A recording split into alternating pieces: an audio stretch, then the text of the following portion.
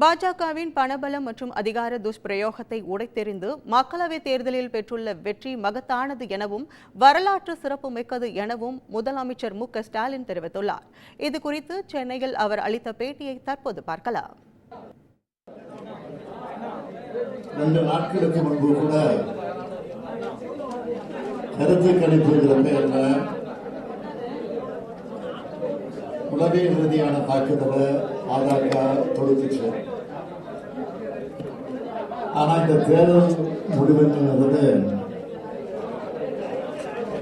அரசியல் சாசனத்தை மாற்றிடலாம்,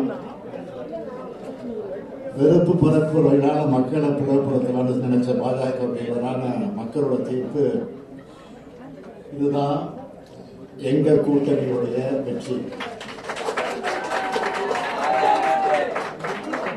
பாஜகவோட பணபலம், அதிகார துஷ்பிரயோகம், ஊடக பரப்புரை எல்லாத்தையும் உடைச்செறிஞ்சு பெற்றிருக்கக்கூடிய இந்த வெற்றி மகத்தான வெற்றியாக, வரலாற்று சிறப்புமிக்க வெற்றியாக அமைந்திருக்கிறது.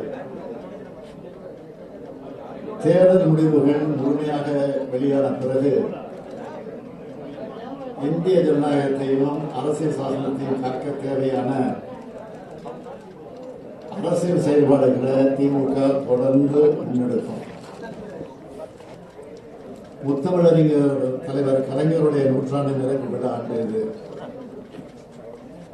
நாடாளுமன்ற தேர்தல் வெற்றியை தலைவர் கலைஞருக்கு காணிக்கையாக்கும்னு சொல்லியிருந்தார். இந்தியாவிலேயே 75 ஆண்டு கால கடந்த ஒரு மாநில கட்சியான திமுகவோட இந்த தேர்தல் வெற்றியை, இந்த இயக்கத்தை 50 ஆண்டு காலம் கட்டி காத்து இயக்கிய தலைவர் கலைஞர்களுக்கு நான் இதை காணிக்கையாக்குகிறேன். நான் எதிர்பார்க்கிறேன் மோடியுடைய எதிர்ப்பு அல்ல, இந்தியாவில் பல்வேறு மாநிலங்களில் இருக்கு. அதே போல தமிழ்நாட்டில் முழு அளவிற்கு அவருடைய எதிர்ப்பு இருக்குங்கிறதுக்கு இது ஒரு எடுத்துக்காட்டு. நாளைய தினம்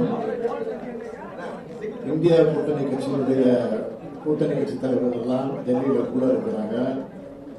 நானும் இந்த கூட்டத்துக்கு போறேன். அதில் கலந்து பேச